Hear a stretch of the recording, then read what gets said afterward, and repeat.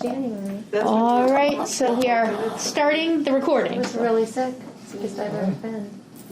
Good evening, everyone. Welcome to the Library Board meeting for September 15th, 2020. Time is 5:03 p.m. Let's call the meeting to order. And will you please join me in the Pledge of Allegiance?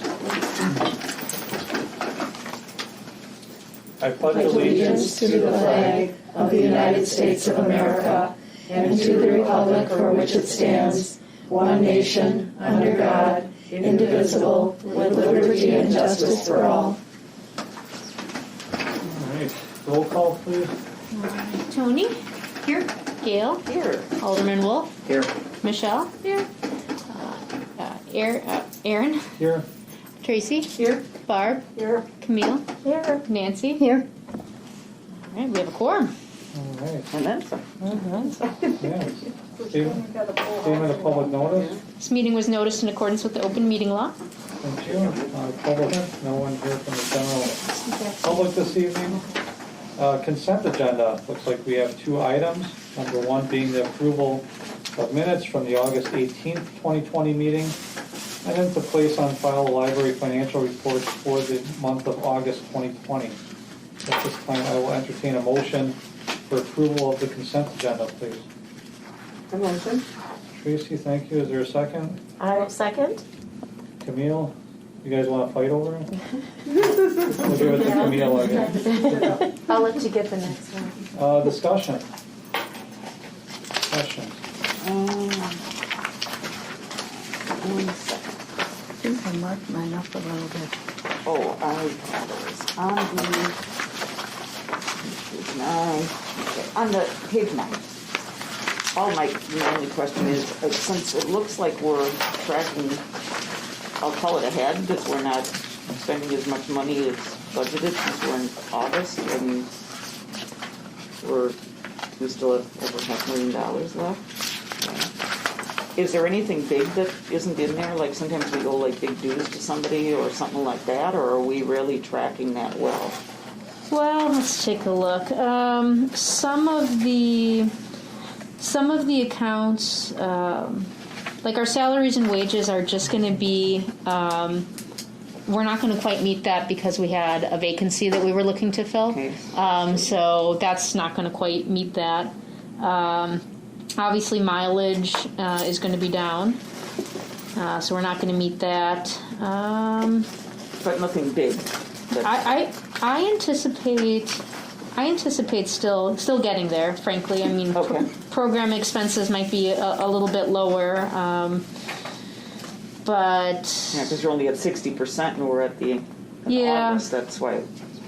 there are some projects I save for sort of the end of the 12 year, months in the year. in case there are emergencies. I try to save some of our more like furniture upgrades and stuff for the end of the year.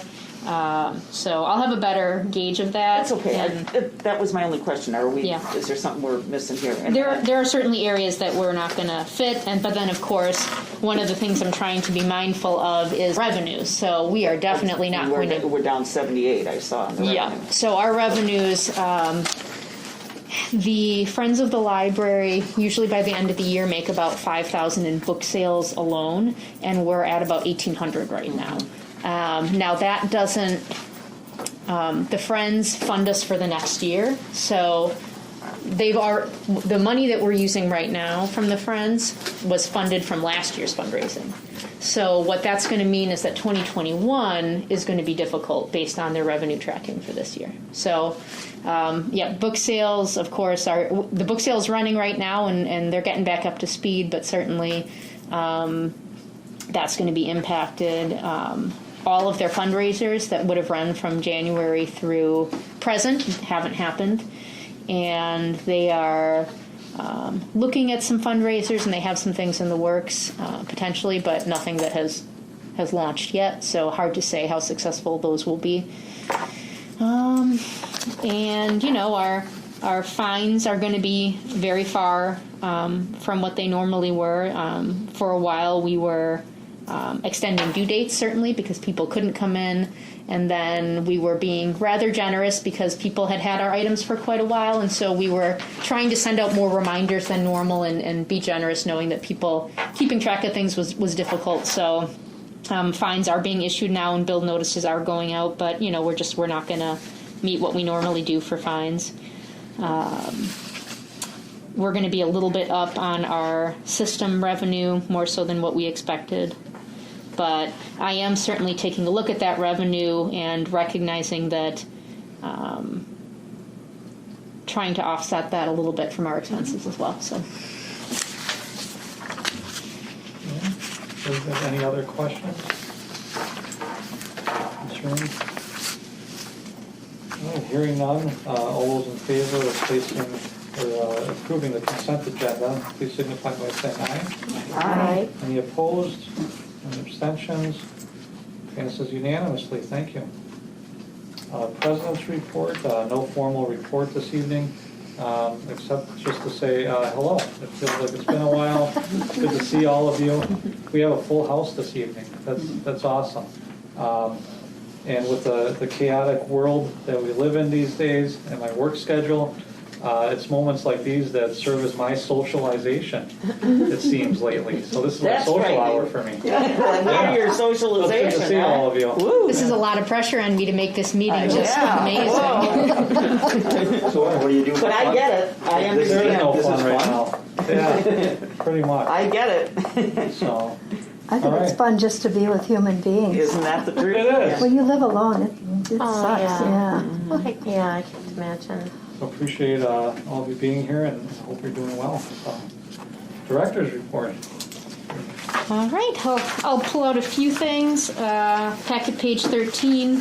The community shredding event was wonderful. It happened on August 22nd.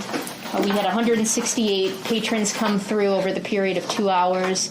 They came through in a line of cars, and when it was their turn, they popped their trunk and people could take their things out, or they got out and handed the bag. So, we were able to keep people, to their vehicles, but still serve a lot of people. That was great. When I arrived, there was already a line almost to Janesville Road, not Wow. through the end of our parking lot, not quite out. So It still didn't take long, though. I don't think I waited more I'm than... so glad to hear that. I didn't. No, Yeah, that's maybe good. That's 7 good. or 8 minutes is all. He was fantastic, so I would highly recommend Abraham Shredding. He was just really personable, I thought, with people and moving through that length, and he was sweating bullets, but Yep. just still really able to help people. And we had a lot of great feedback from the community saying that, so many shredding events had been canceled in the spring, and ours was one of the first, to come up for them. So they were grateful for that. Lots of people had been cleaning their houses, and several questions about when we would do it again. So that was a Friends-funded event. It cost $500, so it was technically a pretty expensive event, but the ROI on it, given how many people attended, was certainly a much cheaper event than, frankly, some of the ones we normally run. Faces, do you think, too? I know that's probably hard to...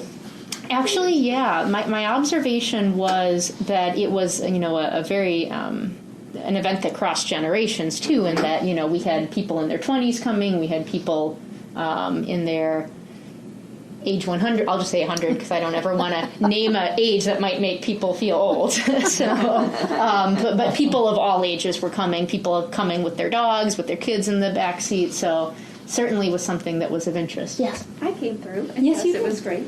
I did have feedback, though, and that was, I think we could have or should have, or could we have made it advertised if you want to donate for the library, like Friends of the Library? I know you had a thing next to you, but like that wasn't in any of the communications that went out. Yeah. So maybe it would be a nice way to roll it into a fundraiser, like fundraiser for the library shredding event. If you can donate, if you want to Yeah. donate. If you don't, that's okay. That is very just good. a thought, because Yeah. I saw the bucket by you, and I'm like, oh, if I had known, I would have pushed this even more on Facebook. And Yeah, that is really good feedback. So the Friends and I had talked about that, and I had said to them, does somebody from the Friends want to come? For a Friends fundraiser, we really encourage the Friends to be the ones to collect the money.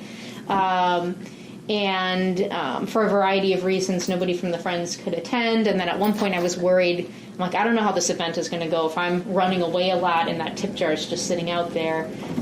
But we did have quite a few people start giving me money. And so at one point I did go out and grab the jar just because I didn't want it to seem like I was stuffing money in my pockets. I thought that was not a good visual.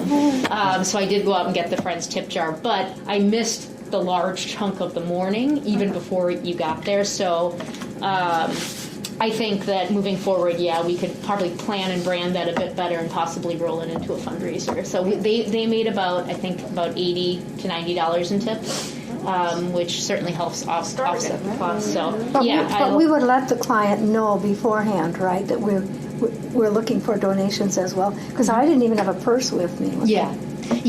So I think that better marketing and being intentional about that, because we hadn't planned on it, and I don't know, it ended up without advertising people. Opportunity as I rolled through at the end and saw that job, I was like, Now, dang. would a donation be required then, or No. So you'd have to be clear in your that you don't want to keep people away either that think that no, I don't want to make a donation to the library, so I'm not To coming. put donations are welcome or something.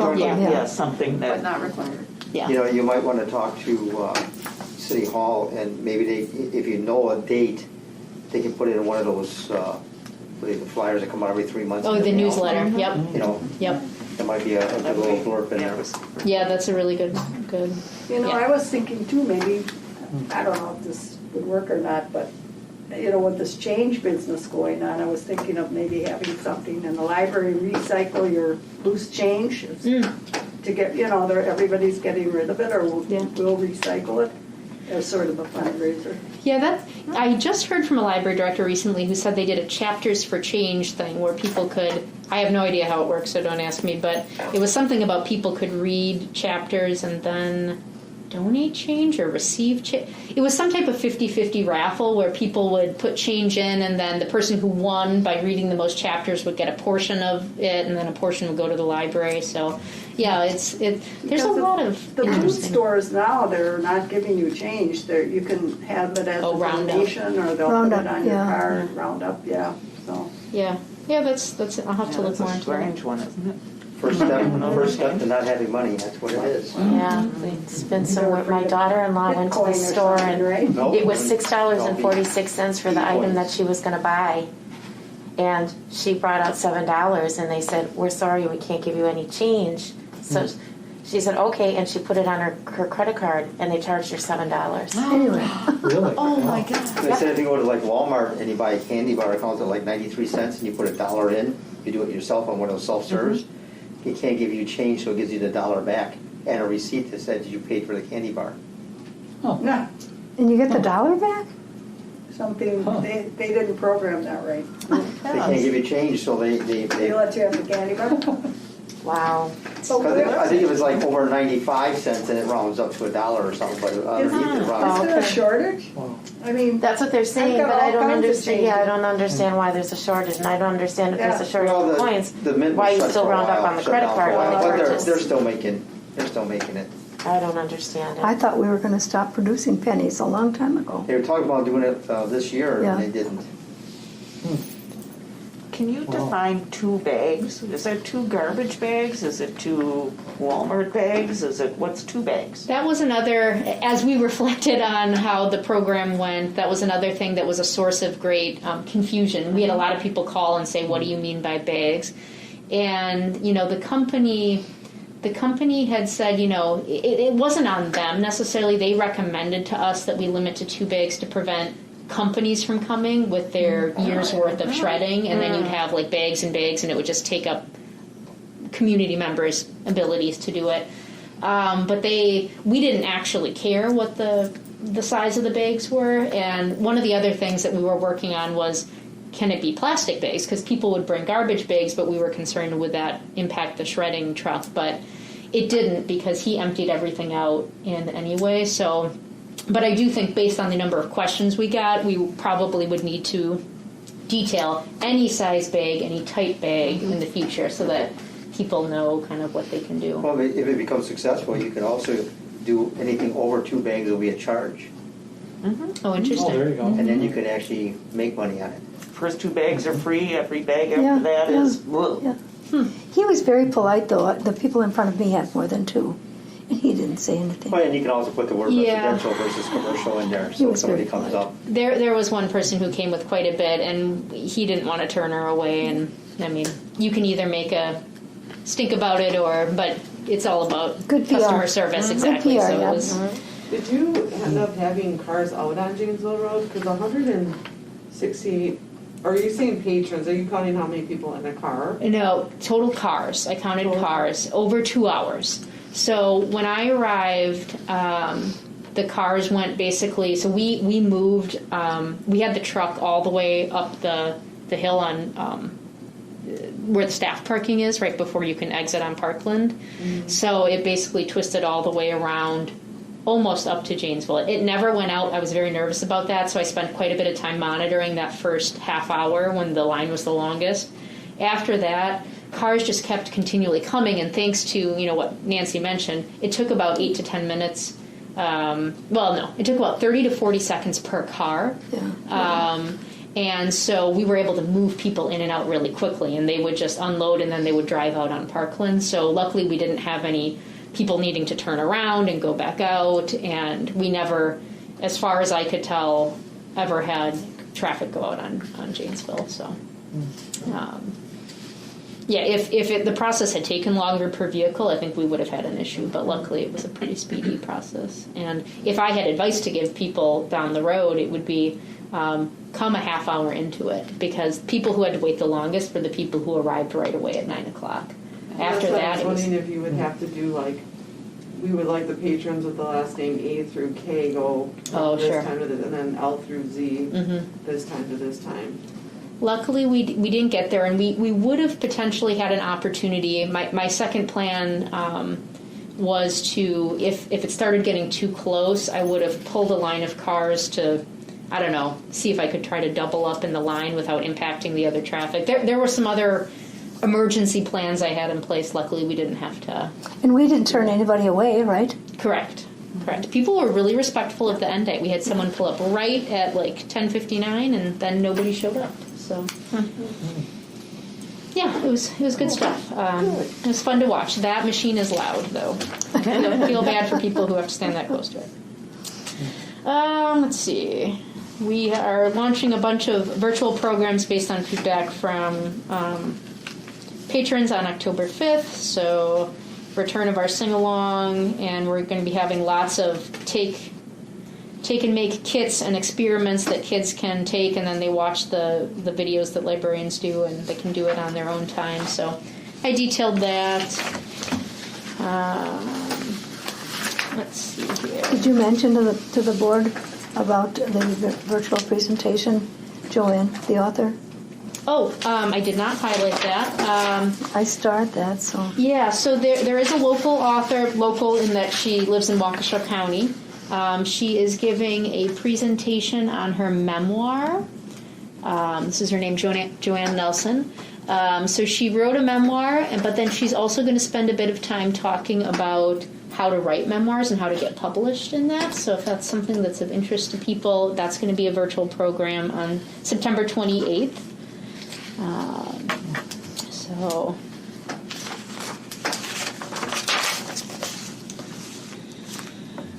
All right. Can I just ask you something very strange? Of course. You have a virtual presentational. Is that a typo, or is that what they're called? Virtual presentationals? Under Joanne Nelson. Oh, under Joanne Nelson.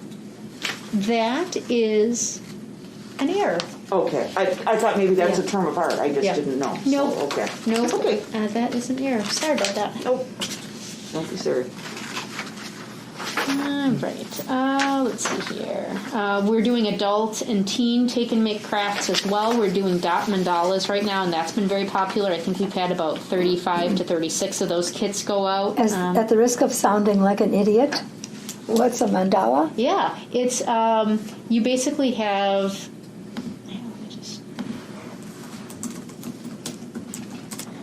It is creating these types of patterns. In our case, it's with paint. So we send people home with all the crafts, so different colored paints, the little sticks, and the black paper, and then they make the patterns based on some instructions. And come back needing bifocals. Probably. So, it's just about exposing people to new things. The last one we did was a build your own hanging planter holder, Yes, and that I went have very one. well. Yeah, I Oh, took wonderful. one of those. See, now you got something to do for fun. Right, yeah, wow. That's beautiful. Yeah, so There are coloring books like that, right? Yeah. Haven't I seen?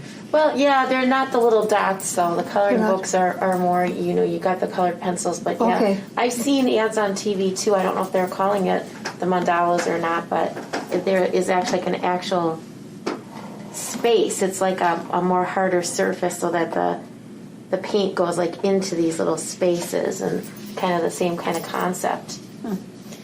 It's very interesting. we are going to be doing our staff pumpkin carving contest again, where patrons can vote on their favorite pumpkin. Last year, my pumpkin did not do well, so I expect the library board to show up and vote for mine. I'm not claiming to be the best, but... You could bribe us. So yeah, we're excited to do that, and patrons got excited to vote last time, so have a couple of things like that in the works as well. We have filled our library aide position from our most recent staff retirement. That is great. We are so eager to be fully staffed again. It's going to be very exciting. I'm looking forward to it. We all are. So starting this Friday. Oh, what else? Next board member. Okay, I forgot to change that. Obviously, the next library board meeting is September 15th. What I meant to say is the next library board meeting is October 20th. So, sorry about that. The Friends of the Library annual meeting is next Monday, September 21st. So that's where I give an update to the Friends of the Library membership and executive board on the executive board, they give an update on their fundraising and how they've contributed and supported the library, and then I give an update to the Friends membership about what the library has been doing. And then the 2020 Library Trustee virtual event is October 1st at 7 o'clock. So. Do you have a time offhand for that Friends annual meeting? Oh, yep, it's at 7 o'clock. And certainly they would invite attendance. And where is it? Is it? It's in meeting room 4. Okay. Yeah, so if you haven't gotten enough of me this month and think would love more time with me, I will be there. November 3rd is an election. You may not be aware. Can't wait till this is over. Thank goodness for DVR, and you can zoom past the commercials. At the August board meeting, I mentioned that the council was voting to move districts. So once upon a time before the pandemic, there were people voted at different churches or at the library or Tudor Oaks, but a lot of those places do not have their doors open for voting. And so for the April and August election, those were all at City Hall. They anticipate slightly higher voter turnout for this election in November. And so moving districts 1 and 7, the council voted to move districts 1 and 7. So I had mentioned that to you all at the last meeting that was going to go before council. It helps spread out the wards, and it creates more parking spaces. So we are going to move our quarantine book staging area from rooms 2 and 3, empty that out. And so meeting rooms 1 through 4 will be where those districts will be voting. At the last council meeting, and Alderman Wolf, you were there was a conversation about the library's operations on that day. And so I couldn't attend. I had to help someone out. I had to do something else that was very important. So, but I did watch the meeting afterwards. And the mayor had followed up and just said this was a discussion at council, and so, you should mention this to the library board. So, Alderman Wolf, I'll just sort of summarize what I saw, and then you can certainly chime in too. So they anticipate 50% ballots will be absentee, but they anticipate very high voter turnout. City Hall will be closed on November 3rd. Specifically meaning the service windows. It'll be open for voting, but not for buying permits, and the goal of that is to city staff are going to be utilized that day for voting, and they just want to eliminate other foot traffic. there was a discussion at the last council meeting about whether the library will be open or closed on November 3rd. And so just as sort of a bit of a background, so as you know, our public meeting rooms are in the front area. So in the past, when we've been a voting board, people who are voting, they don't come into the interior. They come, they go into the public meeting rooms, and then they leave. So from that perspective, there's not traffic into the main library area. Some of the concerns that were brought up from the council members were about specifically, not necessarily library services, but making sure that there's enough space for the election, including parking, certainly. So how would we cover the, like last night, Women's Club had a meeting limited to 15. Mm-hmm. We can't do that with voting, correct? Yeah, I mean, so that's a standard operation that we strive for, but for an election, Can't do that. of course not. Yeah, no, that's just going to be as many people as we need to get in and out in order to make sure the voting is successful. So the question basically was or the concern that was brought forth is, should the library be closed for a day in order to make sure that there's space to make sure the election can run successfully. Alderman Wolf, did I miss anything in that summary? No, actually, I spearheaded that. I believe it should be closed. You don't want to disenfranchise the voting. First of all, we're going from 7 voting places to 2. And although you expressed that you have the front and the back, the difference is that you're going to have, 3 or 4 districts coming into the library this time instead of 1 district to vote. So you're going to have parking, you're going to have people trying to get in the library in and out. It's just going to be a confusion for people. That's what I believe. And I'm not positive that I believe that there's going to be 50% absentee. This is a conservative, older area where a lot of people like to show up and vote. Mm-hmm. And we definitely don't want to make someone not want to go and vote, because I think that this state could be decided by 20,000 votes. Mm-hmm. And you want to make sure everybody that's going to vote should get out there and vote. When's early voting starting, do you know? I don't know. The ballots are going on Thursday. Are they? On Thursday? Right? Bob, if you say that you recommend that the library be closed, how would that impact the employees? Early in-person voting. I don't know. That would be up to the library. I don't know if they could use them for election purposes or not. That's what I was thinking more about their pay, is what I was worried We do that about. at City Hall. So Thursday Or just give them a day off with pay. I mean, it's not the library's fault. That's Right. how I look at it. That's why I asked.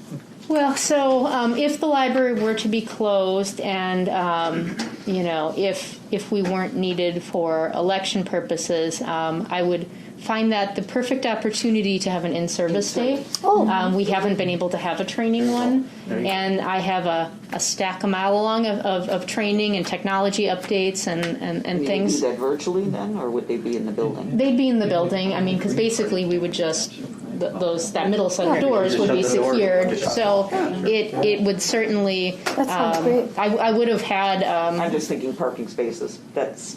Yep. Well, and the flow of traffic too. You have to come in one way and go out another with the voting. So you get a lot of dilemmas. I said it's going to be 3 or 4. I don't know how many districts you come in here. But Brittany, the other question I would ask is, who is counting or who is processing the absentee ballots? Because 50% is a lot. They used to have the poll workers. Well, that would be in advance, also counting in advance. Yes, but there's going to be a lot. The poll workers do that the day of as well. That's my understanding, but with this kind of volume, if you have your people working the election, you might want to just double check that part. I don't know if you Just want see them what- working the election, honestly. I like the in-service idea a lot I better. think that's a good idea. I prefer that for that, just I know enough about working at the polls plus, to I be don't know if dangerous, you and I don't can know if pay you an want them employee. involved in that. I don't know if you can pay a library employee to work the polls. I don't know all the laws. Yeah, you have- I would think that would be a no-no. Well, library staff did work the April and August polls.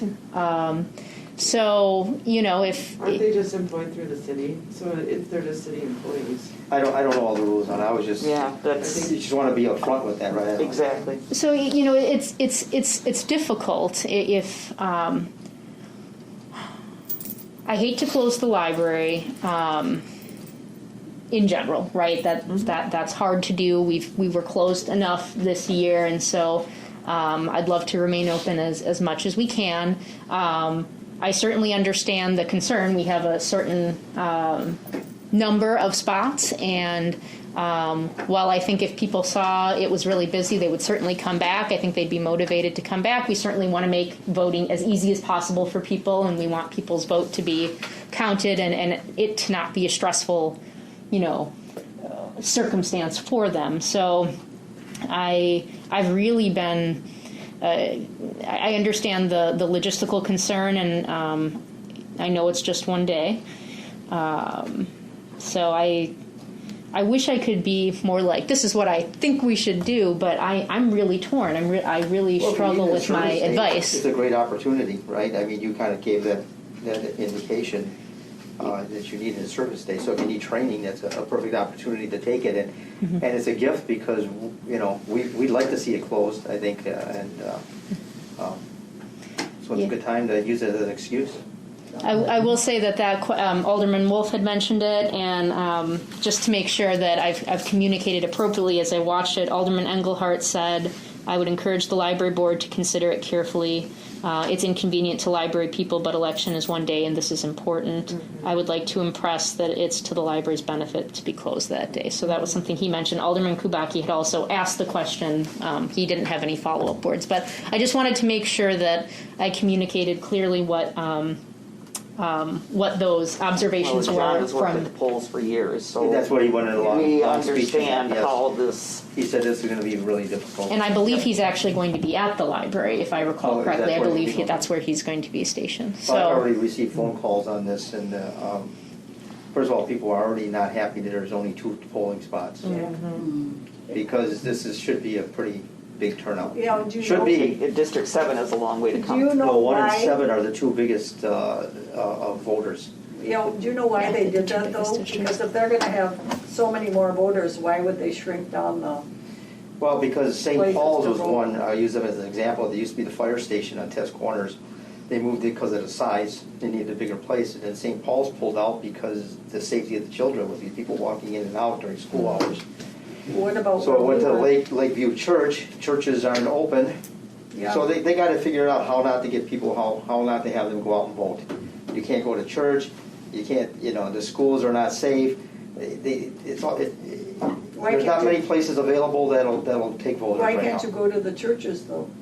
Like District 5, they have that beautiful facility over there. Because number one, you have the cleaning and all the handling and all that, you have the Because of governor's COVID. rules out there right Yeah. now, that's why we all look pretty funny right now, So, there's a lot going on out there that, Well, wouldn't the fire departments be? well, right? and now it's a Because that's where security we used to issue. always go. I just talked to the mayor about it, now it's a security issue, and Security things, of what? I don't know, you have to talk to him about that. I disagree, it was originally because of, that too many people were going to the fire station, they couldn't handle it, so they looked for a bigger facility. Now they moved it because the fire trucks couldn't get out, so I don't know what kind of excuses are out there or what, but. I was poll captain at District 7, and we were at the fire station for many years, Yeah, and but we the- moved over to Tudor Oaks because it just wasn't working. I'll just leave it at that. I mean, we were And they all. can't go to Tudor Oaks now because they're not Can't go open. to Right, Tudor they're Oaks not now. open It because just wasn't of working. COVID. They and pulled the bringing- rigs out, they weren't inside the building, because we zigzagged inside where the engines normally were. Well, in Test Corners, they went around the backside and then around behind the trucks, and Yeah.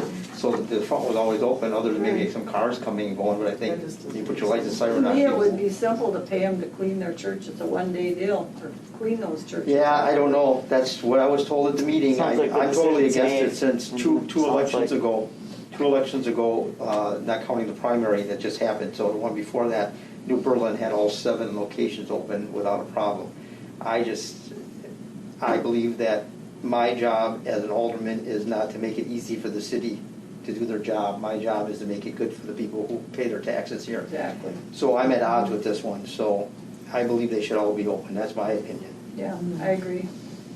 And I don't care what the city's got to do to find a place, that's their job, they should do it, and So take is the it easy road settled? out, and you got a major election, I I just see this across the country that this disenfranchising of voters is gonna be heavy. Well, that's what they're gonna accuse you of. Well, not me, I already voiced my I mean, opinion. the city though. No, Yeah, I'm saying yeah. because they're closing, how many did we have before? 11? 7. And that's down to 2, yeah, they'll. One for the last 2 elections. So is this something we have to take a vote on, whether or not the library should close, or how does this work? Well, so I didn't have it on the agenda. I mean, it's in the agenda in that it's part of my director's report, but I don't have it listed as an action item. So this was me just bringing this information to you, and certainly what you tell me is what we will do, right? So it doesn't have to be listed as a formal vote. It's in my director's report as a topic of We conversation. can take a consensus. A straw poll or whatever. But yeah. we don't have the power to open or close, right? Do we? Yes, we do. Oh, I thought that would come from City Hall. Okay. No, we actually, at the meeting, I was told that it has to come from the library. Okay. The Wisconsin state statutes are the city is. We are very, of course, beholden, and the city is so generous in terms of funding, and that is something that the city approves. But once the funding is delivered to the library, the operations and the choices of how the money is spent is the library There's no board. ties other than just the operation, keeping it open. And with Alderman Wolf, I think, let's see what the general consensus is. I'm not sure that anything formal is really required.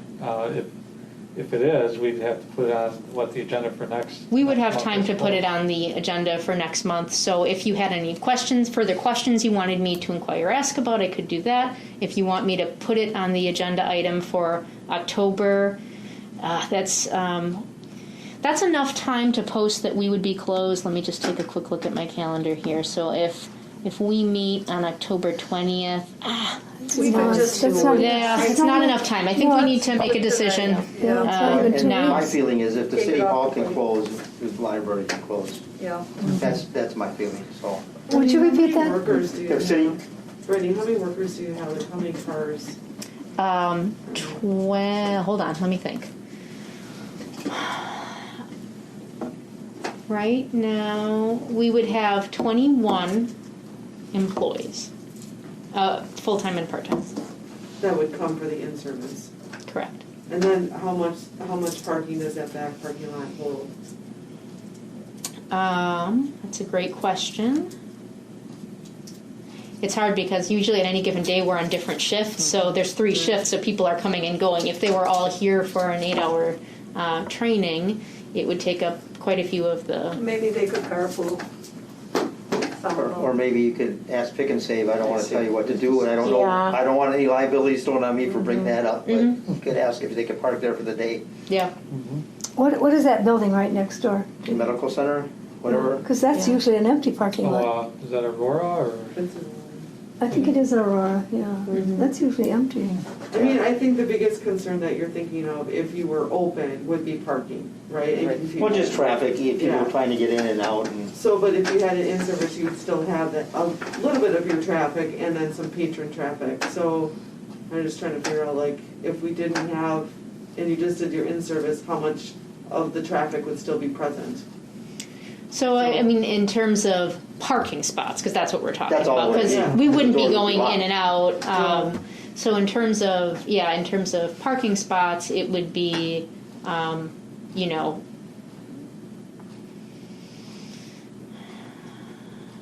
on, let me think here. So at any given point, there are typically about, I would say there's usually about 15 staff in the building, roughly 10 to 15 on any given day or shift. But you would have them all together, so you're saying 21. And then would you start early, maybe do 7 to 3:30, so then, like, the majority of voting, don't you think it's gonna be or Be after work. So, Presidential, like, before or no, after. I Right? think it's all pretty day long. consistent all day for But, presidential. Yeah. but But I the would problem, think the problem later is would there is be- no work. Well, that's true, everybody's working. But you're right, yeah, I could shift it to an earlier Yeah. training. Given the topics that you would be covering in your in-service, it wouldn't work virtually? I could could do it virtually. I could make Because that that would work. solve the parking issue. Yeah, I could do But I it don't know if it's virtually. conducive to what your topics are. Yeah, or because some staff don't have the same technology, the best technology, but we made it work before, and so that's something that I could put on the table as a But consideration. there's one dilemma with the virtual part is it's hard to sit in front of a computer for 8 hours straight. So you wouldn't want to do an 8-hour, you might pay them for 8 hours, but you might not want to do an 8-hour in-service day. Yep, Because then you could start like at 9 o'clock and stop at 2 or something, you know? yep, that's true. Yep, that's a good point. I could. Yeah, but you I could have some take- options You could take here. a break virtually and come back in, too. I mean, that would Yeah. be, Yeah, I could do a virtual But- training. Yeah. I want to make sure they're the right topics for That's virtual. up to you if you That's want to in or out, but yeah. Or some in, some out, I don't know, whatever. Yeah, that's Well, about even this? with 22 people, you couldn't have 22 people in this room. right. So, I mean, social distancing and all, but, you Yep. know, Well, I think that'll be over because September 28th. Right? true. Yep. If it's That's just over. a mask. Count on that. That's just I'm the a mask. conspiracy Yeah, the guy. mask mandate. That part I Over could on the figure out. 28th. Yeah, this is good feedback, but yeah, I can definitely figure out whether it's That's what they're virtual or I saying. have staff report in cohorts I'm or. hoping. How about this, let's combine the best of both ideas. I love Gail's idea, see if it's feasible to do it virtual, and be mindful of, keeping everybody in front of a computer screen all day. But then as a backup, if it's not too much trouble for you, why don't you just ask maybe a couple of these businesses like Pick and Save or the Aurora, just approach them and say, we'd be grateful. Yeah. We had a board meeting, if you can lend us some of your spots for today while we use Due this to the facility for election. voting. They've been generous in the past with their parking spots for Jamina and Janesville. So we certainly have a relationship with them and that we've I would think had for the that election conversation. that they would be understanding on that part. Sure. I'll follow up with them on that. How will you Voters might We have be in some there. backup. how will you notice true. this on the website? Are you going to notice it as closed for the true. election or closed for in-service? I think that's important. It's very, the phrasing is very important. Very Yeah, that's- important. that is What is interesting. I was what gonna is bring that up. It's good. what is this going to be? Closed for the election? Or I'm closed for afraid. in-service? I'm afraid that if I say closed for in-service, they'll be like, "But wait, I thought I was supposed to vote at the library, Right. right?" That's Right. So- that's a good point, I can see that. If Talk to I Rick and see how Oh they're doing it. yeah, okay. For City I follow. Hall. You mean that the library? Yes. That the Yeah, library so- is You're gonna closed for delete in-service, and Right, wait a minute, that would be how a can I be huge going to problem. go vote if and, the library's and closed? talking about not wanting to mislead people or disenfranchise, That's the last thing I want to do absolutely is cause You're that absolutely confusion. Right. How do you handle So it would have to be something like Open for the election only. right library Open for voting library only. services closed, building open for voting. Or don't even say closed, just put down library only open for voting purposes or something. Yeah, For- yeah. for the Today. election. I agree with you though that And signage then is do you going to say Okay. due to Yeah, because this way you don't say the building's service? closed. I guess I'm a little concerned about setting a precedent that that the library is always going to be closed for elections. No. That's. I think Once you do it once. No, I- I think everybody. Understand. I think we need to get back into 7 districts instead of I don't voting. disagree. Yeah. I don't disagree And I'll be with that. pushing for but- that, although I have no say in it. Right. So, but I Who's the definitely, deciding factor, aren't you guys? Don't I you think it's vote on the, that? I think it's the election board and the mayor. So that would be probably Sharon and Rick. If the election board and the mayor want us to have a polling spot, shouldn't they secure the extra parking for us? Should that be your job to get the parking when we're told the election has to be here? That's something I can handle. Okay, I'm not okay. Just worried about that. You shouldn't have Yeah, the I mean, burden of. we definitely, City Hall is going to be awful. I don't even know how that's going to work. That parking lot is terrible at the beginning. Yeah, How they built I it. appreciate that concern, Nancy, but I'll be able to. The city supports us in so many I know, ways that but to I'm. pile it on This you just library seems are That's very okay. That's narrow. that's my Very job. All All right. even worse when you turn in there. Exactly. So So why do they make those wider? I have no idea. I think they're struggling to get poll workers in that. They are. Yes, they There are. a lot of They are. reasons for this. They I are. do Administration understand is a it. big I headache for just, them right now. I'm concerned about setting a precedent, but Oh, defer to you. I So- don't think we will say. I've already made my noise a couple times already. So and I haven't even started. So I mean, maybe we should be closed for the election. Maybe I'm wrong, I don't know. It's really, what I was telling a staff member the other day was, I said, I don't think I've ever gone into a library board meeting not being able to say, this is my recommendation. Mm-hmm. And I think what I was struggling with is, if I close the library, we know it's going to be busy, right? We know that. I think that's almost a foregone conclusion. If the library is closed, then we would all look at that traffic and go, well, good thing we closed. It was really busy. So it's easy to be proven right about that decision. To keep the library open and then have things come up. It's very easy to be proven wrong in the decision to keep the library open. It's very easy to be proven right, and there's no way to be proven wrong by closing it. Mm-hmm. And so that's one of those things where it's like, ooh, that's what, it's tricky, right? You're going to have hindsight on that, and hindsight will punish you for keeping the library open, and it will praise you for keeping it closed because there's no proof to the contrary. And you can just follow suit to what the city's doing with City Hall. So they decided to close, so there's a reason for that. Mm-hmm. And I believe you probably have more traffic than City Hall does. Yeah. Mm-hmm. Our traffic has been picking up. We have lots of people coming in to, print off tickets for things and, apply for jobs. Mm-hmm. And we've had lots of teens coming in who are doing virtual schooling, and so they've been coming in to study. So, yeah, it hurts my heart, the thought of it, and even though I understand the logic of it. So, I think you're probably going to have people that are confused, people who are coming in to vote, especially people from other districts and whatever, and probably who are they going to come and ask for help? They might go to your library people and say, how do I? And I don't think you want to be in that business. It doesn't sound like either. So that might be another reason to, I don't know what the word to use right now, but to keep it clean. Because the disenfranchisement, we have to be incredibly careful about that. And how are you going to train your people to tell, oh, well, District 7, you go over there, District 1, you go over, I don't think you necessarily want your people to be traffic cops. Yeah, I'm not too concerned about that because the signage and the people they have posting. We've had elections here, aside from the April and August one previous. We've always had elections here. Not 3 districts. It's true. I'm not claiming that it's not going to be much busier. 17 times 3. You can see it's up to 6,000 people in here. Yeah, I don't argue that the traffic is going to be immense, but I'm not concerned about my staff having this confusion, because if they get questions about the election, they'll just say, you have to. It's a meeting. Well, in the as long meeting as you are ready for that, I guess that's what I'm saying, is that people will come in, and we want people to come in the library. That's the hard part about this. That would be nice. But you don't want little kids and families trying to run through the parking lot with all these other people.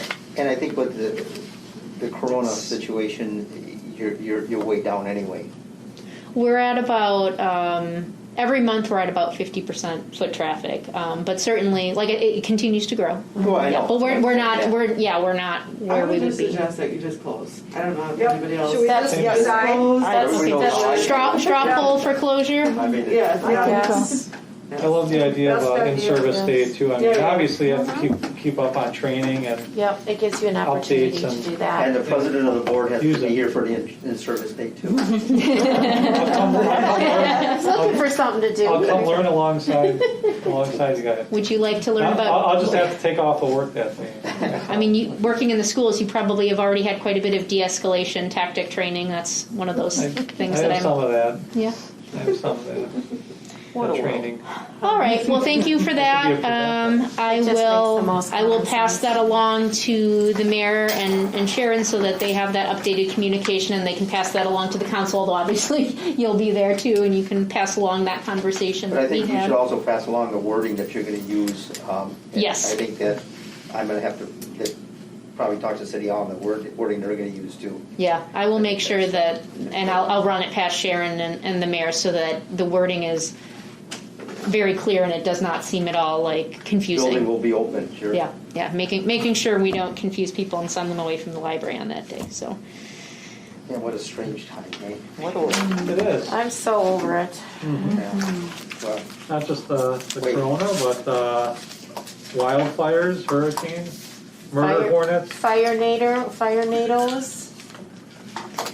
And That's all stuff that's happening anyway, right? It just goes on top of it. Right. yeah, all of that was stressful, but to top it all off, I learned that my 15-month-old baby knows how to tackle. So, as if this year wasn't complicated enough, his 3-year-old sister tried to grab something of his, and he just turned to tackle her and bit her right in front of me. And I went, Oh, so, that's 2020, right? Getting tackled and bit. I keep telling folks it's going to be one heck of a New Year's Eve celebration if we live through 2020. Yeah. The New Year's Eve of 2020, Gonna say if I'm still bye-bye around, now. it's going to be one And then hell of there'll be a post. spike 14 days later. Yeah, Right. If the businesses are open. yeah. right. If. All right, Drink at so home. that was my director's report. So thank you for the feedback and the guidance and the conversation and the decisions. So, Well, thank you. all right. Anything else on my director's report that I can?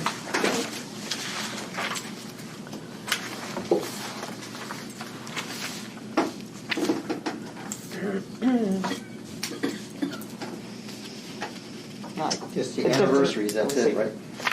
Yep. The anniversary. Yeah, staff who've been here a while. So if you see them, say thanks for another year. Just an observation, you seem a little more relaxed to me this month. Was I crazy, You love? say, and I don't mean that in a negative way, please understand. Oh where no, I'm I've been coming crazy. from. So things are they settling into a new normal? Is that? Yeah, I mean, I think between March and June, things were changing every 3 days. And for someone like myself who likes organization and planning, to have to tell staff and the public and one thing and then all of a sudden change it 3 days later, there's much confusion that comes with that amount of change. And I pride myself on trying to prep people and prepare and train them. And so it bothered me to not be able to have some stability in terms of our services and for our patrons and for my staff. So the fact that we have been doing the same thing for a month is wonderful. Yeah. How long is curbside pickup going to be in place, do you think? It's a great question. So I'm evaluating it this month. So, obviously it dropped quite a bit from 1,400 in June when we were still partially only doing certain services. Once we fully opened June 18th, it started to drop as people started to come in. And then in July and August, it was roughly about 200, a little bit more. Wow, that is a drop. So yeah, it's a significant drop, but I'm curious to see what September brings because it's either going to level off still have about 200, or not. And every time I think, ooh, I want to cancel it, then I see someone who clearly is going through chemotherapy, and us bringing items out to the car still gives them a chance to get access to our resources without making them vulnerable. Have you studied, though, how many parking spots are used at the same time? Because that does take a lot of parking. It does. There. At this point, we're down to 1, maybe 2. So, we could certainly roll back. I know for voting on November 3rd, they're looking forward to using those signs for clear communication for curbside voting. So, You talked about somebody with chemo treatment coming in.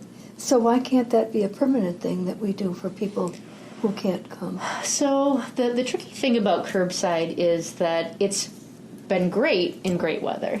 Once it gets to be snowy and icy, I'm a little more concerned about staff going in and out. Of course, we try to keep our sidewalks salted as best as possible, but there is an element of liability in sending staff out there. So, I'm sort of, nothing's off the table, but I'm a little concerned with the weather turning. And Does anybody else in the system do it? Some libraries have stopped doing their curbside already. Some are continuing it, so I'm not quite sure. So far, none of the directors have talked about permanently keeping it, so I'm not quite sure what that You have means. to kind of look at what the restaurants are doing and how they're open. I mean, they'll be hand in hand, I think. A lot of businesses will be hand in hand with what restaurants do.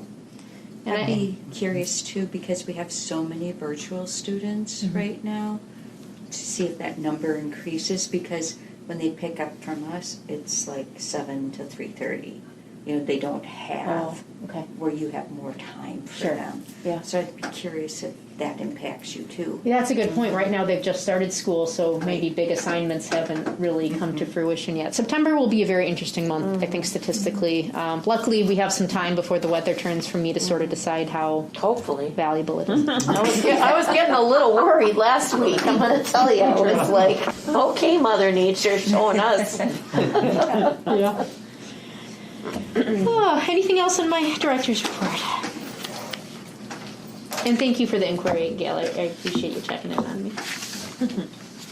All right. Very good. Moving along then.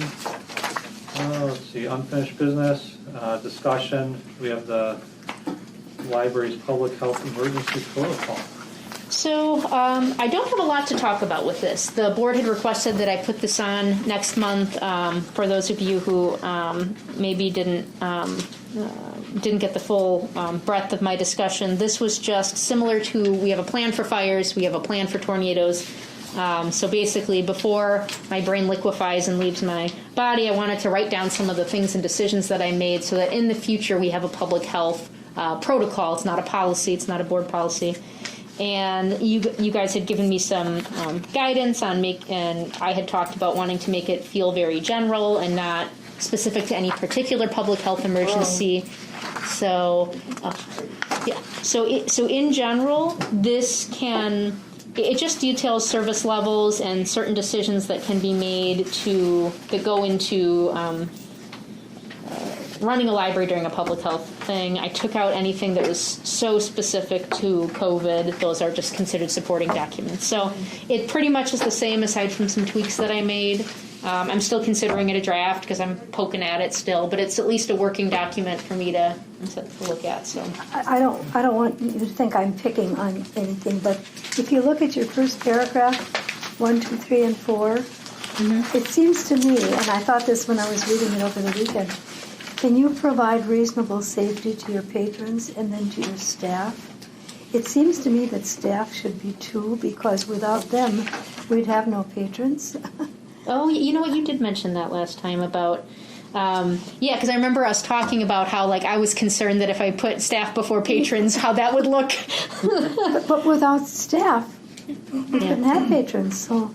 Yeah, I appreciate that. Okay, I didn't want to sound picky. No, that's not picky. But you could look at it the other way. If you didn't have patrons, you wouldn't need staff. It could go either way. Absolutely. Yeah, I suppose.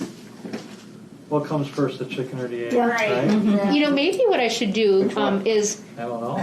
Just make it one question? Yeah, I mean, the ordering is not Sure. the ordering is not meant to say this is the prioritized list. Right. It's more like these are all the things to think Right. about. So maybe the numbering is distracting to. Just don't number them? Yeah. Or like Camille says, Just combine them.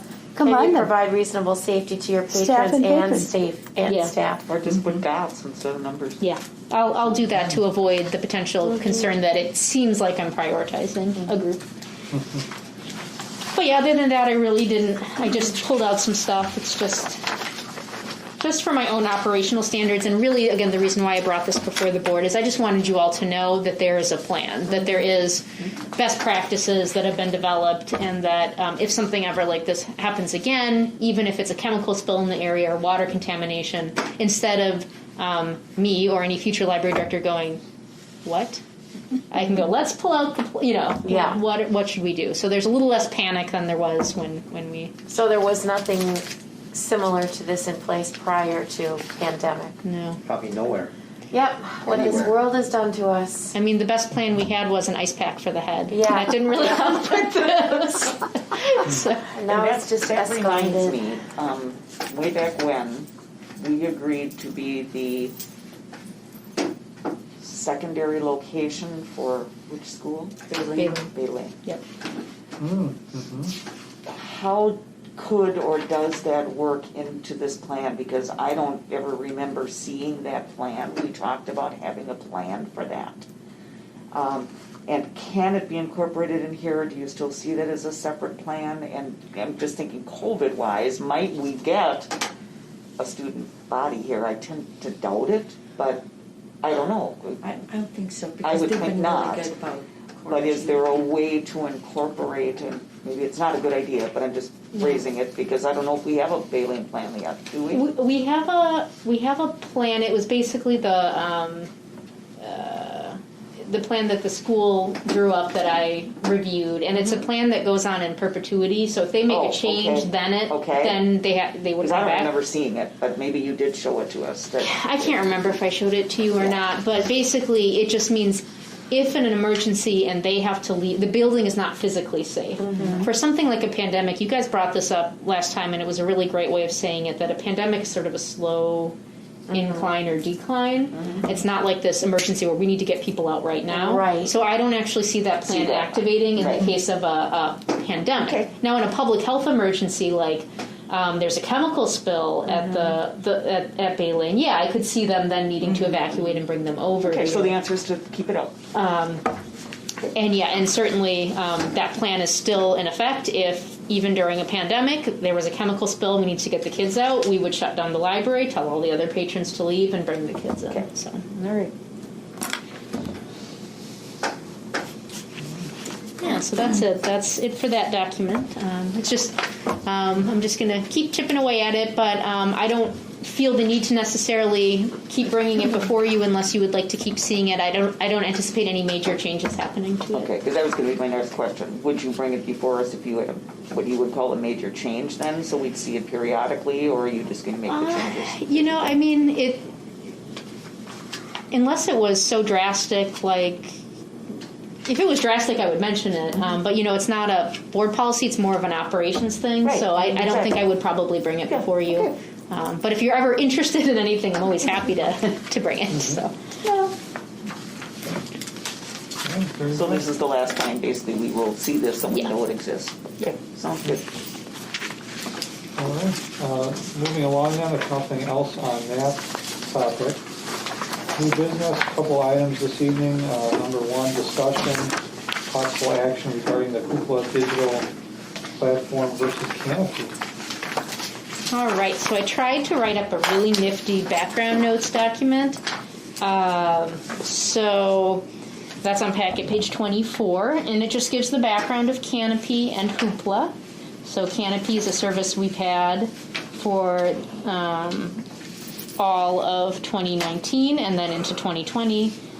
And then Hoopla is a trial that was started system-wide in April. I would like to think, as you know, because I just feel like bragging about it all the time, we were the first in our system to have a streaming film service, and now the system is looking into it more heavily as it's a platform, certainly that's of interest to community members.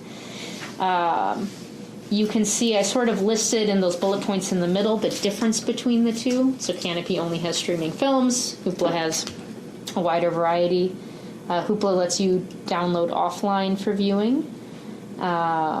So, you're able to download and then listen to the ebook or e-audiobook if you want. But for Canopy, because it's a streaming video, they won't let you download the streaming video, so you have to have an internet connection.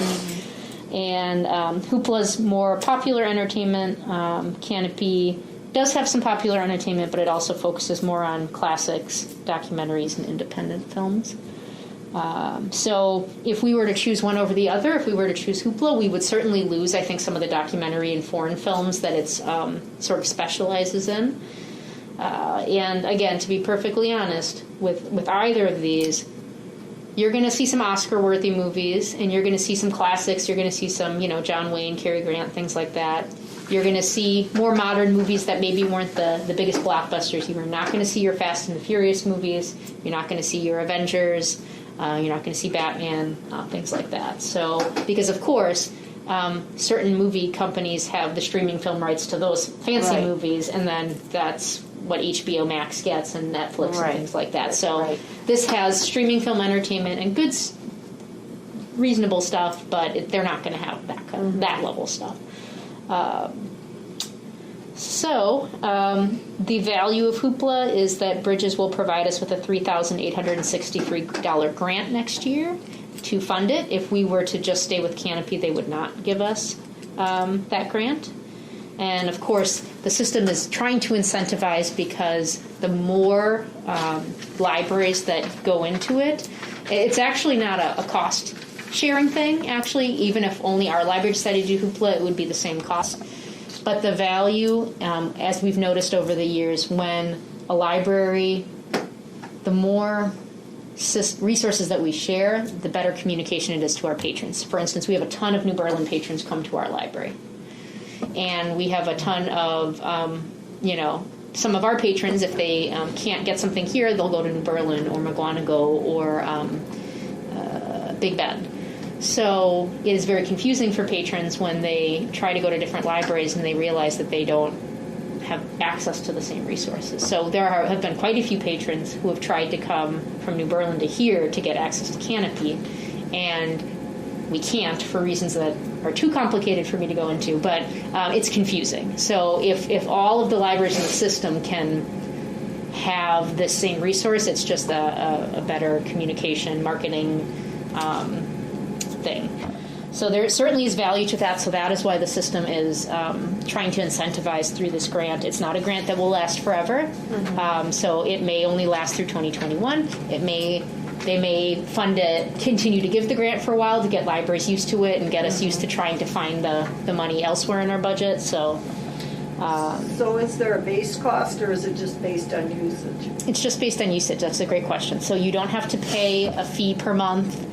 You don't have to pay a startup fee or an installation fee or whatever they would call that. So it's just every time a patron watches or listens or reads something, you get charged. And as you know from Canopy, for someone who loves to plan, there's a little bit of sweating going on there, because you can say, I'm going to spend $2,000, but boy, if your patrons love it, you may spend more than $2,000. And of course, you want to advertise it, and then as you advertise, you live in fear, like, oh God, what if they love it? So, but on the plus side, you pay for what they use. So we can spend $10,000. We don't on a database. Let's say we spend $3,000 on a database, and then what if only 100 people use it in the year? So there's benefits and drawbacks to that model, but that is the way that both Canopy and Hoopla exist. So that fear that I have as a budget manager would exist in either resource. We can certainly make guesses based on the trends in usage, and that's how I try to estimate what we need for money. That Hoopla grant, in theory, would cover what we estimate the usage would be.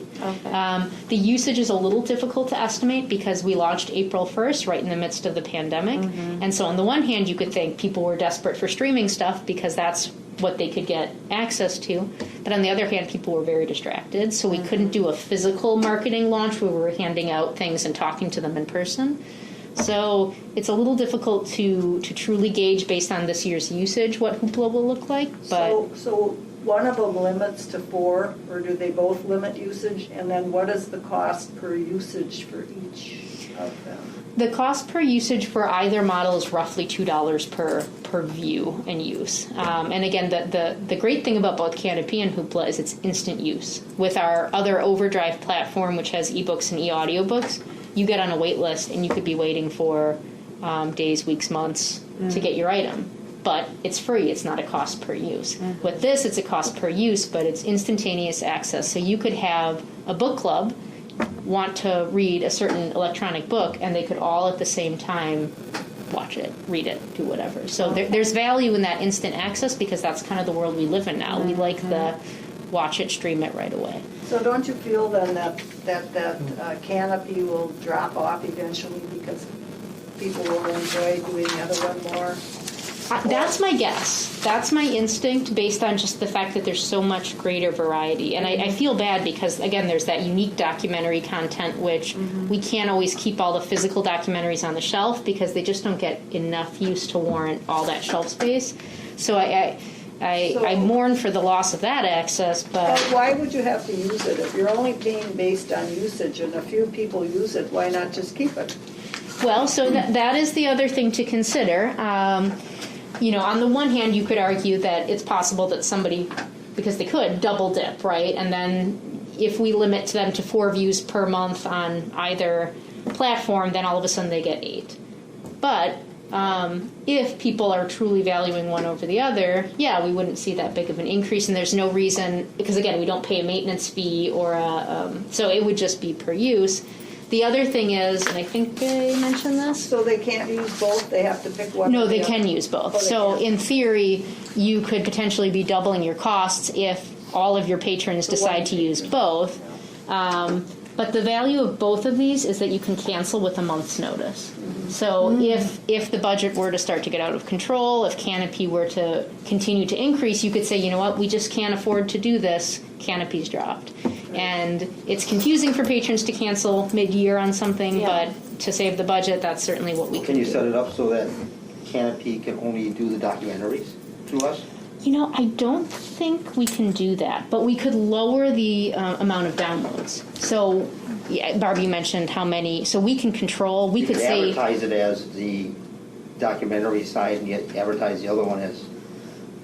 Yeah, so we can't And maybe limit... people won't, they'll just go for one thing. Once you're in there, you can see it all. Yeah, Like, but- it's just like. But we could limit to like 2. Now, you can get 4 hooplas a month, 5 hooplas a month, but only 2 canopies. So that would be a way to control the costs a bit. We could watch and see how canopy usage goes, and if it continues to rise, we could either drop the amount of uses or cancel it completely, or we could make the decision to cancel canopy at the end of the year and just say we're going to go in on hoopla. It's certainly harder to stop something and then start again. But I also want to be mindful of our budget because that's the next agenda item. I did have to make some cuts to the operating budget.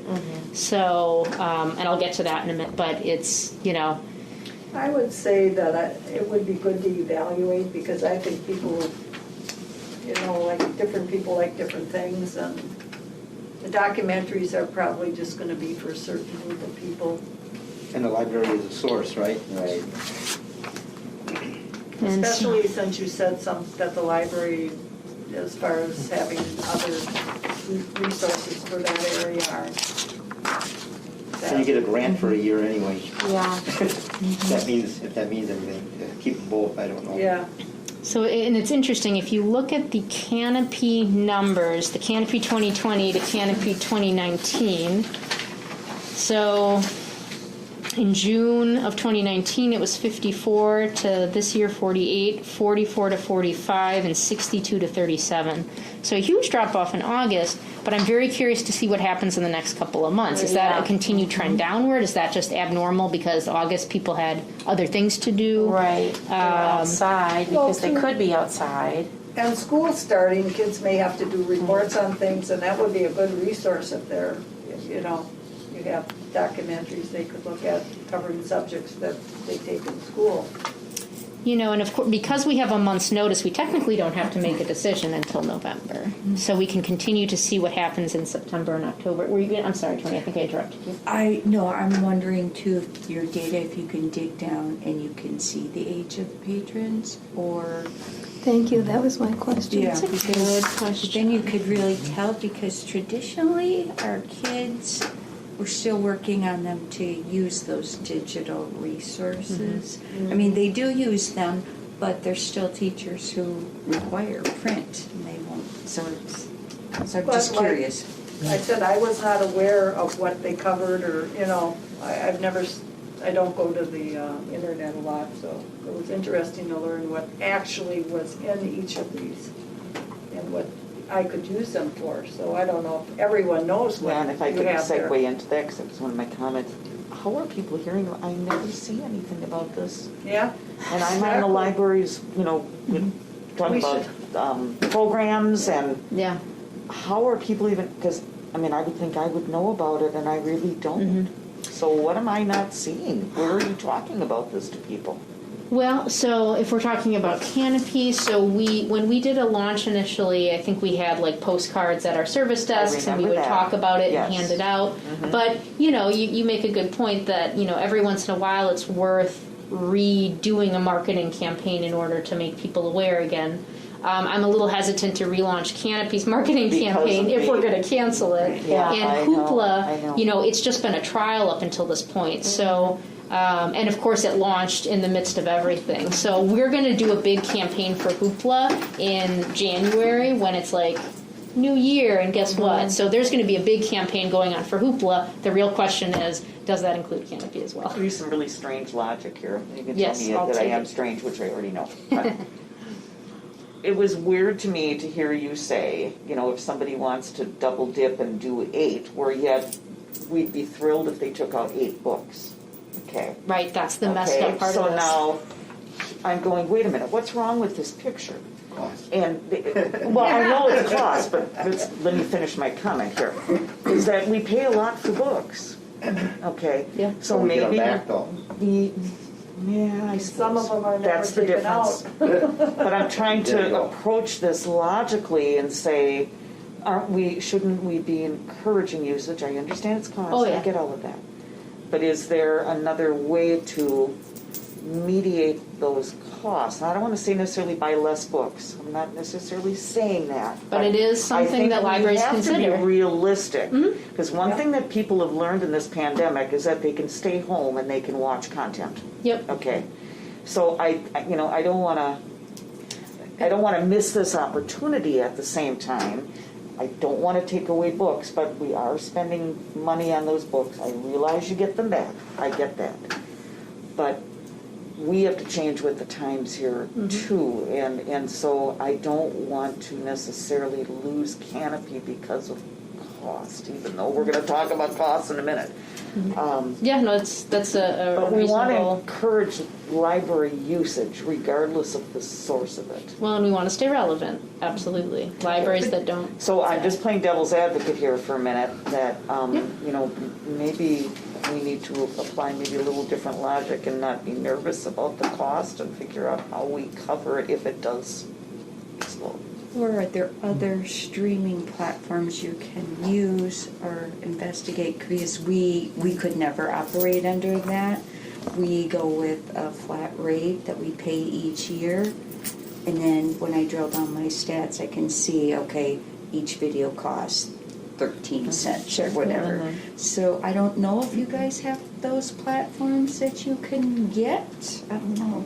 Yeah, I don't know. So far, at least what the system has brought to us as recommendations, none of them have been a flat fee database. I mean, all of our other databases are flat fees. Token-based systems have come up in universities. There are certain academic platforms that you pay per article, but that's Right. the That's traditional really model irritating. has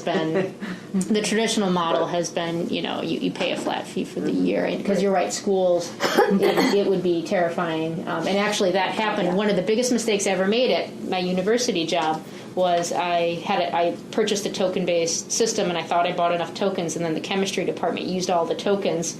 And then within the first couple of weeks, because they didn't understand it was a pay-per-use, and the professors used it all for their own research. Anyway, my point is that I learned a lot about. So when you hear my concern, part of it is just my memories of realizing. I get it. I'm just saying, no, but maybe we have to shift our thinking maybe a little bit here too. What you'll hear when I talk about the budget is I did make some cuts to the print budget. I don't want to cut that either. Don't misunderstand me. But it's all about, you have a certain finite amount of resources, and you need to make sure that you're allocating appropriately. And we need to fund the streaming platforms, and there's some use, and we need to anticipate for growth, because Hoopla was launched in the middle of a pandemic and not launched well. So I anticipate we're going to see more Hoopla usage next year. So. One more question. I still find this a little bit confusing, but what does play withdrawal and withdrawal what does the word withdrawal mean? So is it like withdrawing a book? Is it the same view? theory? Yeah, Okay. the view or the use of it. Okay. So is it just opening it, or do you have to watch so much of it to have it count? Because that costs me some grief too. Oh, yes, I know. There's nothing worse than realizing that somebody clicked on it for 3 seconds and then they charged it. And yes, that is exactly happening. Once you watch it for, I think it was 5 seconds or something, it counts as a charge. And you can see those stats, and you can see where people just looked at it and then left Change it. your mind. I'm sorry, Canopy? Are we talking? Canopy and Hoopla. And Hoopla, 5 okay. seconds Oh, only? yeah, Yeah, I can see someone going. It's pretty I pretty can't make a unforgiving. decision in 5 seconds. Well, you can read the synopsis Yes. and look at things like that. But yeah, Wow. now in terms of a book or an audiobook, once you click play or start to read it, that's it. From a film perspective, Yes. yeah. But you then have 3 days to watch it. So because I don't know about you guys, but I fall asleep all the time watching things. So if you go back the next day and the next day, you're only charged that one withdrawal. They give you 3 days to watch it, so, and more time to read it, obviously. Can you watch more than once then in that 3 days, or no? Yes. Oh, you can, okay. So I think if you can drill down to that age too, because I fully teach the kids, go ahead, peruse it, get comfortable. You know, here I'm promoting all of this. Right, yeah. And then I'd like to see if they're transferring it. Yeah. Yeah, I'll see if I can. Just Yeah, switching around. yeah. Sure. I'll see if I can tell the age Well, of that's the part of the patron. education when you do the rollout, please make sure you want to really look at this. And, part of that's why you have a limit, too, because they learn really quickly. Once they run out of their 4 views in the first week, they go, oh, next month I need to be... I guess, that's the other side of that. Yeah. And you can always change it. So, like, if we were feeling nervous and wanted to say 2 for Canopy and 4 for Hoopla, you can always at some point be very magnanimous and go, you get more withdrawal. You can grow that number as your budget grows, or as you think like, ooh, next year's kind of a scary budget year, so we'll be conservative on that, but we can grow that as we continue to invest in it. So it does allow for that. So kind of what I'm hearing right now is it sounds like maybe you're curious to see what the data brings in the next couple of months. We have time, like I said, until November, so I'll keep bringing this data before you. And I'm certainly not opposed to keeping both. Like I said, they're both good resources, and certainly what the numbers say may help dictate what we do, and certainly we need to advertise more and better once we sort of know what our final result is going to be.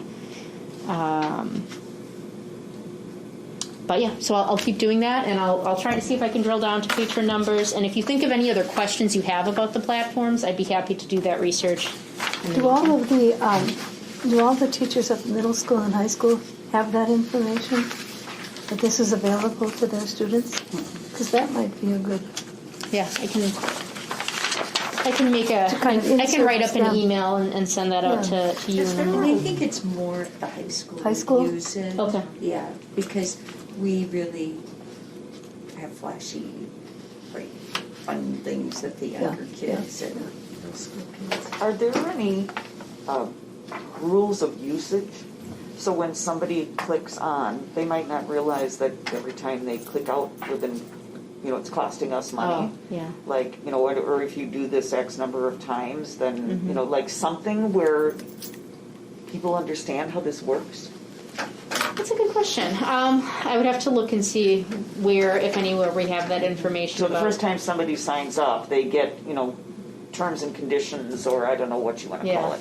But at least it's all, and it doesn't have to be a big legalese thing. It just kind of says how this works. And if you're clicking at 5 seconds and going out, you're going to lose your... Michelle, you use it, right? Do you know that when you have your account info, does it actually say how many credits you have remaining? And it does. Okay. It tells you, you can go into your gotta account look and at see this how many movies you have for the rest of the month. And I'd be happy to do a demo of Canopy and Hoopla next I would month. I could pull it appreciate up that. on here and for show you everybody, guys. but- I would love it too.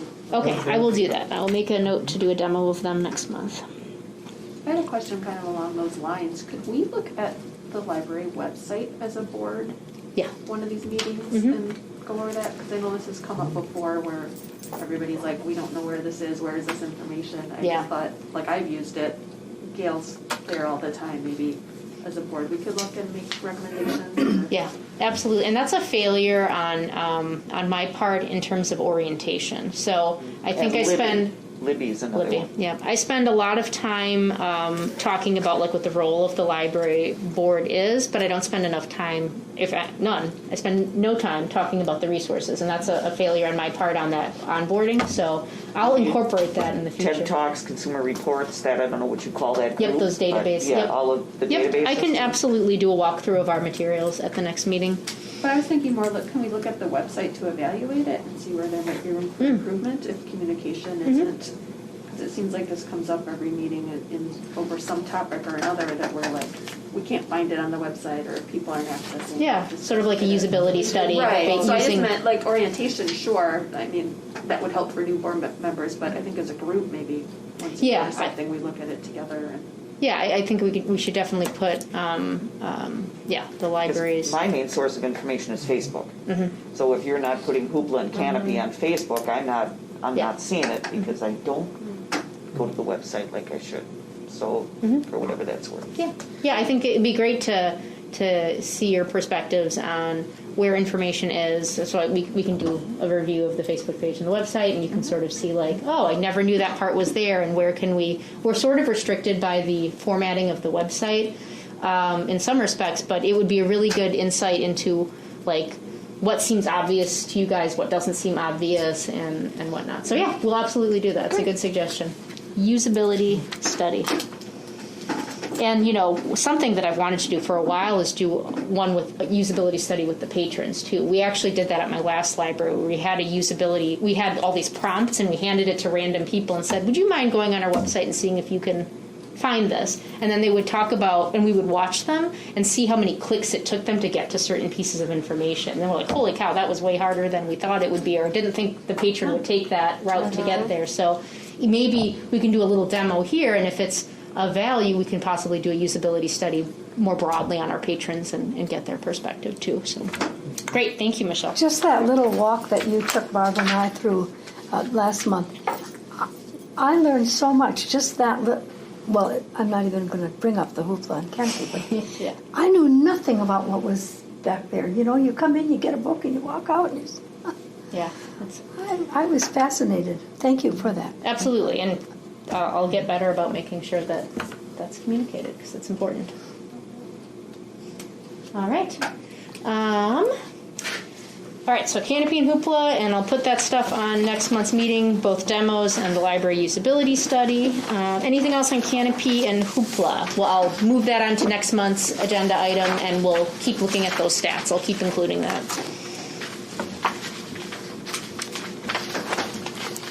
All right. There we go. They're strong and electrical. Throwing trash around here. Sorry, So we have a cleaning company for this reason. Patrons throw much more than Linda on the floor of the library. That's a lot of information. All right, last item this evening, looks like discussion 2021 library budget update.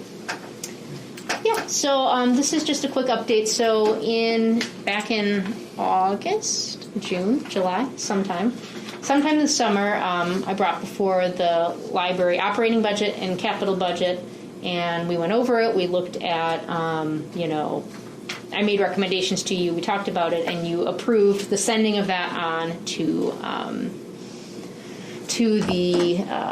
City Hall. And there was a deficit of what initially the department's heads brought and what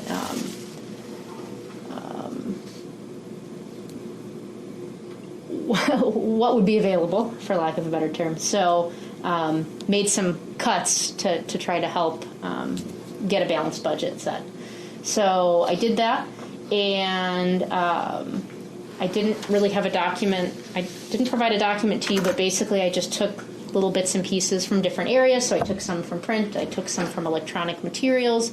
We were able to afford to pull from electronic materials because of the grant we're getting from Bridges to help fund Hoopla.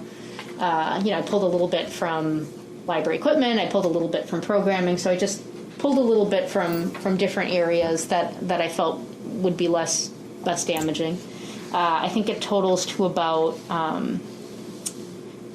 a little under $10,000 that I pulled. Half of that, though, $5,000 of that is from salary and wages. So we had someone retire this year, and then we had someone else retire. We desperately need to fill those positions, and we are, but they were making higher wages than what the starting wages will be next year. Okay. So what the initial prediction was for what we would have to charge for salary and wages is now $5,000 less because we'll have two entry-level wages as opposed to the more senior and advanced wages. So when I say $10,000, it sounds bad, but actually $5,000 of that is just we still are fully staffed, and there's And the projects have been approved up to the final approval of the budget, right? We approved your Yeah, projects. well, Renovations, or whatever we're gonna call the capital projects. Right. Yeah, so that wasn't impacted at all as of now. Yeah, so that already went through council. That's It funded through shouldn't be, but- funded through the landfill. Yeah. So yeah, correct.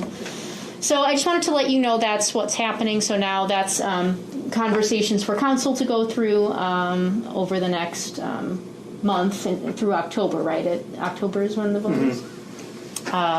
So I'm sorry I don't have the exact numbers. You know, to an extent we have a bit of flexibility because all that matters is the bottom line. So if we decide, you know what, we actually really need that programming money because the Friends revenue is not going to be able to fund us like we thought, then I can still cut from other areas and just, you know. And I'm also trying to get the city to take care of your upgrade the lights outside, so you won't have to do that. Oh, yep. Right? So I don't know if you talked about that at all. I had mentioned it ever briefly to the mayor, and then my next Scott. follow-up was to go to Scott. So I just haven't And I gotten a mentioned chance it to do Scott, so he should be able to handle that. that. Yeah, It makes sense that they should just do it in one swipe. yeah, that's something I need to follow up with him about still. So is every department experiencing having to do this too? I mean, is it? The mayor met with all department heads. All to- department heads Yep. too? Yep. Yeah, we were, if I remember the numbers correctly, it was 750,000 roughly over budget. Yikes. And the first go-around brought it down to 330,000. Mm-hmm. And just to keep it transparent, I went through and figured the numbers out and brought it up in the meeting, and it comes out to about $26 increase in taxes per $300,000 home. So figure it out, 600,000 is $52, I guess, or whatever. Right.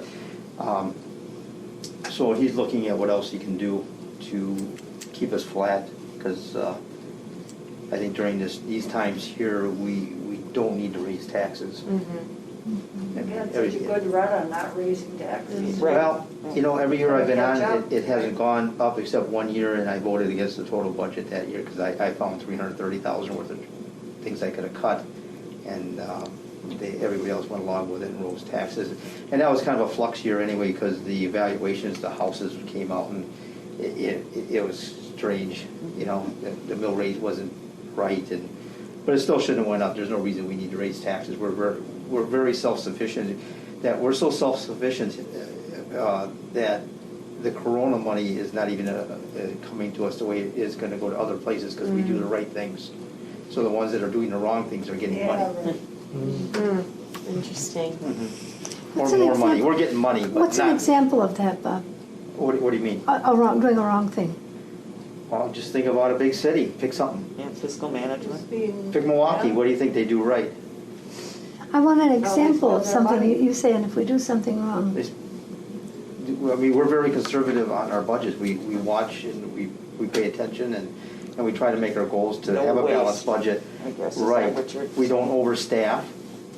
You know, we don't throw money at new vehicles. I mean, we took out $206,000 for a new DPW truck. Actually, the mayor did this year to try to pull down. That's what out of the 750, the first 200,000 was for a truck that we were looking to approve for DPW. Okay. But then again, we got to be careful if you want examples, because next year we have $1 million for a new hook and ladder coming. So do we want a $200,000 truck and $1 million hook and ladder? Yeah. So, you know, I don't know where this budget's going yet, so I haven't looked at it 100% yet, but there'll be some discussions. Glad you're on our side. Well, I'm on my side too, you know. Right. I pay taxes, I live here, and, you know, I say, good, clean, safe place to live, you know, so that's the goal. I just want to make sure everybody is contributing. You want to Oh, yeah. call it that every department. They should, but, you know, the funny part is that some people said it would be 75,000 or something, now it's 100,000 and it's put in the budget, so I don't know where the extra money, Where it's, is it just being added in higher so they can cut back? You know, you gotta look at budgets, you know. So I can show you what those final numbers shake out to be so that you know, just have an awareness of what that looks like for next year. Once it settles out a bit. So I just wanted to let you know that I made some tweaks, careful tweaks. So And last year you came in pretty flat, so you're way ahead. I try. You know. Last year you were too flat, I think, you know, but We didn't get to the carpeting yet, though. No, oh, that project. Yeah. If you lose me, it's because of that project. All right, that's all I have. All right, communications and miscellaneous business is authorized by law. Anything under that for me? Anything to mention or bring up? No, I think just as I guess one final thing, the mask mandate is set to expire at the end of September unless it's extended. When I last spoke with the board, you had indicated that unless there was a higher authority requiring it, your preference was to make it strongly required. So far, about 6 of our libraries have decided to have separate board policies that require it, and then others, some are waiting and some are not doing it. So is that a topic that you'd like me to put on the next agenda? Would you prefer I to? think we should review it. I do. I mean, it may not even be up for renewal. All we know is it could be extended. When September 28th comes, it could be told we got to go another month. I So, just feel yeah. like because we're having a lot of rumblings at the school district that things may be changing, so I just Okay. want, yeah, I think it would be good to revisit it next month. I Changing agree. for the good or for the bad? For the good, I think. Good to hear some news. What's for the good? Yeah, whatever good means. That's what I mean, what does it mean? So there's no difference for the kids if they wear masks or they don't wear masks with quarantining, so I'm trying to figure out why we're wearing masks. So they gotta come back with some data for me. I thought the American Academy of Pediatrics had come out and Because said it if doesn't you matter have- under 10. If you have plexiglass and 6 feet distance, and they're all wearing masks, and they're still being quarantined, and still being, I don't get it. I don't get it. So they have to explain it to me. So is it my understanding, based on this feedback, that if the mask mandate ends, you'd prefer me to shift it back to strongly encourage if not required, and then bring it up at the next meeting? Is that? Yeah, so when do we meet again? October 20th as a board? Yeah. So by then, We should know the what's current going mandate on. is potentially done with for about a month. Yep. So it's back to please wear a mask. Yeah, Well, maybe not. It might just be done. I mean, people who are I immunocompromised and think sick after the should be elections, wearing it'll- masks. I Absolutely. mean, I'm not trying to get away from people that aren't wearing Absolutely. masks. Or But what you healthy feel comfortable in individuals- doing. Healthy You'll find individuals out. should not have to wear masks. Doesn't the CDC have that The fine print WHO somewhere? The World Health Organization has always said that. That They you do not cannot- need to wear masks if you're a healthy individual and you're Right. not sick. Right. It got converted somewhere Yeah. with the CDC and politics, I think. And politics. Okay, so then I'll go back to the strongly encouraged if the mandate ends. Okay, then that's it. Sorry for that deviation. No, that's That's the okay. communication. Something that needs to be addressed at some point. All right, well then at this point, I will entertain a motion for adjournment, please. So moved. All right, Tracy, is there a second? I'm leaving it up to you. Barb, all right. Barb's getting in the minutes here. Nobody seconded that. Do we have to stay all night? Oh, we'll or how stay. does that work? We'll stay here. Well, I'm All those in favor of adjourning, say aye. Aye. Any opposed? Any abstentions? All right, 6:41.